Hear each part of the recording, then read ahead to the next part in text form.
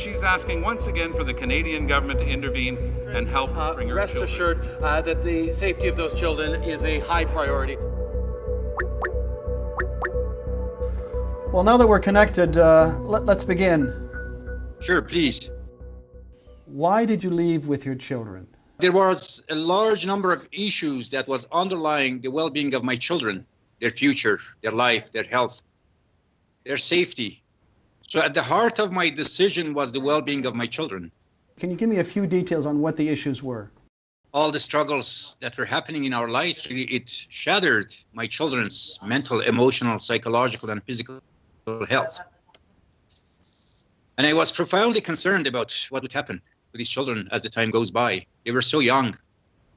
We suffered so much, Cloud. Our lives was divided among proceedings of the ministry, proceedings of the RCMP, proceedings of the family court. The only thing that for sure is achieved is the destruction of the future of the children.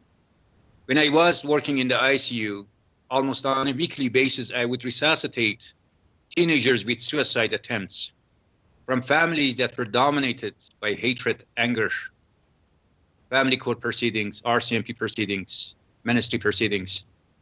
And I could see the trail that myself and my children were on wasn't going to be any different. Surely, Mr. Azer, there are legal and medical remedies here in Canada. But the fact is, I am sure many of the teenagers who attempt suicide can be rescued in ICU. But which father, which loving father would let their children get there before they will try to save them?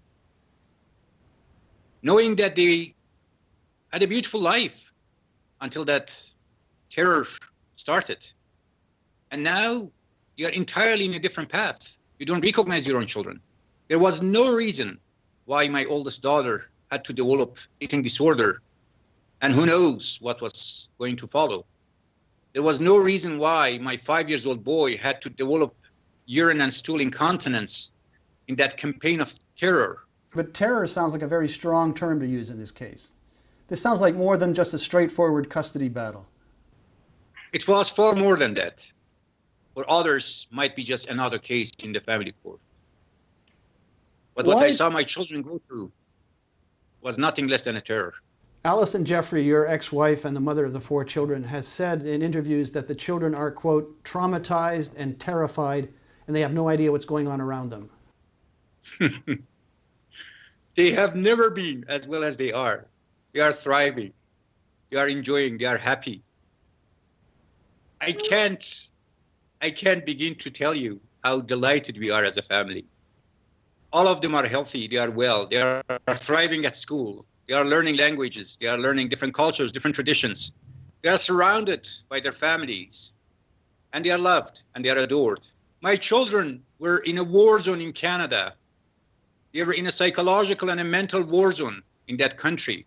And you could see how their fragile life is being shattered in front of our eyes. My children now are children. This is how a true childhood should look like. Not in the waiting room of the psychologists and the counselors, not in the interview room of RCMP offices. You must know, you mentioned earlier that you've been demonized. You know you've been demonized and vilified in the social media across Canada. How do you react to this kind of thing?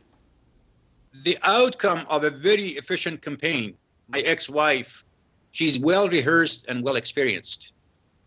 So I don't doubt that she's going to be very effective in demonizing me and my actions. But which one would be more important to me? My image, even my life, versus my children's life and their future? I tell you, it's no doubt, with the slightest piece of doubt in my mind, the future of my children is more important for me. If ever the truth comes out from the ministry, from the RCMP, from the family court, they would know that perhaps what they say about me is not true. But am I bothered by it? Do I lose sleep over it? No. I focus my attention, my mind, my life on my children. You are now an international fugitive. You're being charged with abduction. I'm not bothered by that. As long as my children are well and healthy. And yes, I have lost a lot, but at the same time, I have gained more. I regained my children. I understand that you've been in communication with the RCMP in Canada. What have you told them about what you plan to What I do? have told them is not different from what I am telling you. But RCMP was more linear than you are because they know the other side. They remember what myself and my children went through.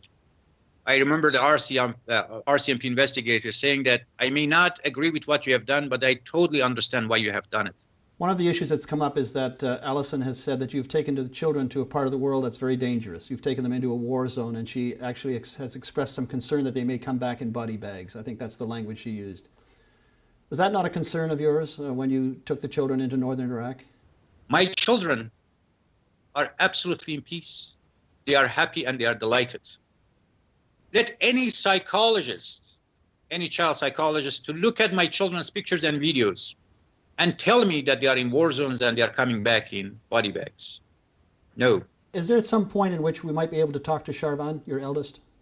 No, not at all. I took my children away from that, Claude. No. My children under no circumstances would become part of that darkness that goes on. Not even for the price of my life, I would make my children to become the poster child of those causes that Alison is creating there. My children are in peace, and they are gradually forgetting about the trauma that they went through. God is my witness. From the day that we escaped from that war zone in Canada, we have never been happier. Regret? Absolutely not. I am not regretful of what I have done for the well-being of my children and their future.